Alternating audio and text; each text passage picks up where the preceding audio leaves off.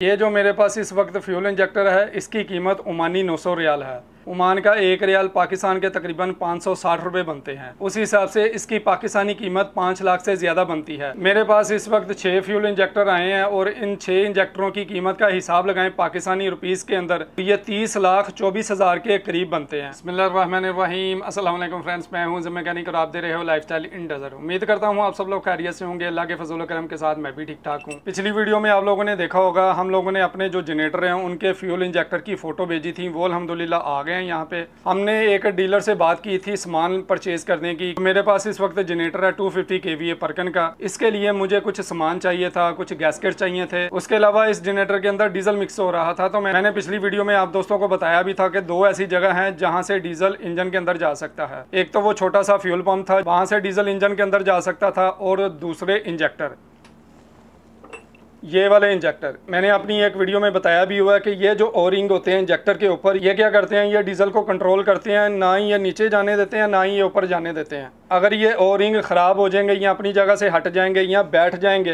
तो उससे होगा क्या, ये जो डीजल होगा या तो नीचे पिस्टन के ऊपर जाएगा या ऊपर चला जाएगा जहाँ रॉकेट आर्म होते हैं। रॉकेट आर्म को लुब्रिकेट करने के लिए इंजन ऑयल का इस्तेमाल किया जाता है। अगर डीजल ऊपर चला गया रॉकेट आर्म वाली साइड पे, वहाँ इंजन ऑयल होता है, तो डीजल इंजन ऑयल के साथ मिक्स होकर नीचे क्रंक की इसमें चला जाएगा। उससे क्या होता है, डीजल और इंजन ऑयल मिक्स हो जाता है और इंजन ऑयल की क्वांटिटी ज्यादा हो जाती है। और अगर डीजल इंजन ऑयल के अंदर जरूरत से ज्यादा हो जाएगा तो इंजन हमारा खराब हो जाएगा। इसके ऊपर ओ रिंग वगैरह होते हैं, और ये स्पेशल ओ रिंग होते हैं, ये आम ओ रिंग नहीं होते। मतलब जो ब्लैक वाले ओ रिंग होते हैं हम काफी जगह में इस्तेमाल करते हैं, ये वो ओ रिंग नहीं है, ये अच्छे वाले ओ रिंग होते हैं, स्पेशल होते हैं। इसकी अगर कीमत की बात की जाए तो ये तकरीबन ओमानी 900 रियाल का एक फ्यूल इंजेक्टर है। एक ओमानी रियाल पाकिस्तान के तकरीबन 560 रुपए बनते हैं। उस हिसाब से इसकी पाकिस्तानी जो कीमत बनती है वो 5 लाख रुपए से ज्यादा बनती है। और मैंने 6 फ्यूल इंजेक्टर मंगवाए हैं। इस हिसाब से इसकी कीमत पाकिस्तानी रुपीस में देखी जाए तो 30,24,000 के करीब बनती है। इतनी कीमत में पाकिस्तान में बहुत अच्छी गाड़ी मिल जाती है। जिस डीलर के साथ हमारी बात हो रही थी वो तो यही रेट बता रहा था। उसके अल्टरनेटर में हम लोगों ने एक और काम किया। हम लोगों ने क्या किया, मस्कत में एक डीजल लेबॉरेटरी वाले से बात की। उनके पास ये फ्यूल इंजेक्टर रिपेयर होने के लिए आते रहते हैं, तो हम लोगों ने उनसे ये डील की,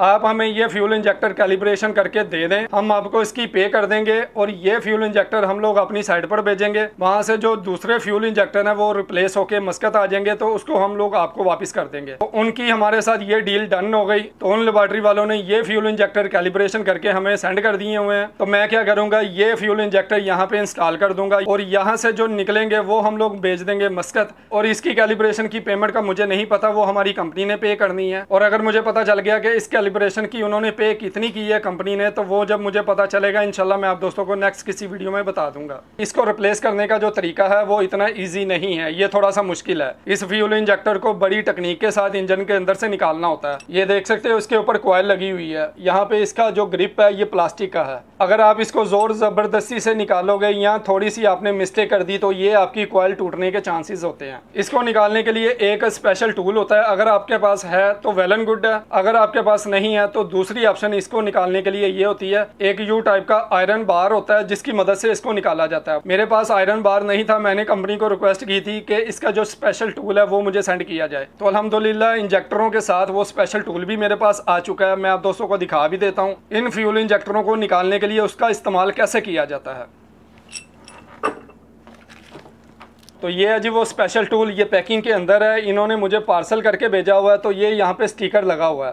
मैंने आप दोस्तों को पहले भी बताया हुआ है कि हम लोग यहाँ रेगिस्तानों में काम करते हैं। हमारे करीब तरीन जो मेन रोड होता है जहाँ से गाड़ियाँ गुजरती हैं, हमारी कंपनी वाले क्या करते हैं, इस तरह का पार्सल उन गाड़ियों को बना के दे देते हैं। वो गाड़ियाँ यहाँ से गुजरती हैं, वहाँ पे आके रुक जाती हैं रोड के ऊपर, तो हम लोग वहाँ से जाके अपना सामान रिसीव कर लेते हैं। तो मैं इसको ओपन कर लेता हूँ, फिर आप दोस्तों को दिखाता हूँ।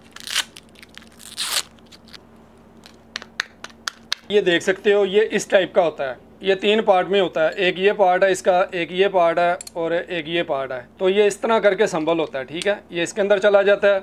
ये जो पार्ट है इसके ऊपर एक थ्रेड बना हुआ है और इसके ऊपर एक नट लगा हुआ है। तो ये इस तरह करके इस तरह हम लोग इसको लगा लेते हैं। और अगर नीचे देखें तो ये इस तरह करके एल शेप में बना हुआ है। इंजेक्टर को निकालने के लिए ये जो एल शेप है, ये इंजेक्टर की जो हुक होती है जहाँ पे उसके बोल्ट लगे होते हैं, यहाँ पे डाल के इसको हैमरिंग करनी होती है। मैं आपको करके दिखाता हूँ। ये देख सकते हो ये फ्यूल इंजेक्टर है। यहाँ पे एक ब्रैकेट बना हुआ है जिसके ऊपर 2 बोल्ट लगे होते हैं। आपने क्या करना है, ये 2 बोल्ट रिमूव कर लेने हैं। और ये जो स्पेशल टूल है यहाँ पे देख सकते हो जो एल बना हुआ है, आपने इसको इस तरह करके इसके अंदर डाल देना। तो ये क्या करेगा, ये इसको हैंग कर लेगा इस तरह करके। उसके बाद आपने क्या करना है, इसको पुल करना है हैमर की मदद से। ये हैमर टाइप बना हुआ है पुलर, आपने जैसे ही इसको पुल करना है तो आपका इंजेक्टर इस तरह बाहर आ जाएगा। ठीक है जी, ये इस तरह काम करता है। ये जो स्पेशल टूल है ये आप खुद भी बना सकते हो, कोई इतना मुश्किल काम नहीं है। ये एक बोल्ट है, यहाँ पे देख सकते हो एक मोटा सा बोल्ट लिया है, इसके ऊपर एक मेटल का पीस लगा दिया है और इस लोहे के पार्ट को यहाँ सेंटर में होल करके इस बोल्ट के अंदर डाल दिया, तो ये हैमर का काम करेगा। इस बोल्ट के नीचे थ्रेड लगा दिया है, ये मैं खोल के आप दोस्तों को दिखाता हूँ। तो ये जो पार्ट है जिसके नीचे एल बना हुआ है, ये एक इंजन का वाल्व है। आपने देखा होगा हेड के ऊपर जो वाल्व लगे होते हैं, ये वही वाल्व है। इस वाल्व का जो हेड है वो काट के इसके ऊपर एक नट लगा दिया हुआ है और नीचे से इसको गर्म करके एल शेप दे दी हुई है। ऊपर वाला जो पार्ट है ये अलग है और ये वाला पार्ट अलग है। तो आप इसको इस तरह करके थ्रेड को लगा दोगे। जिस इंजन का भी आपने इंजेक्टर निकालना है वहाँ पे ये एल एंगल उसके ब्रैकेट के अंदर डाल के आप जस्ट हैमरिंग करोगे तो आपका इंजेक्टर इजीली बाहर आ जाएगा।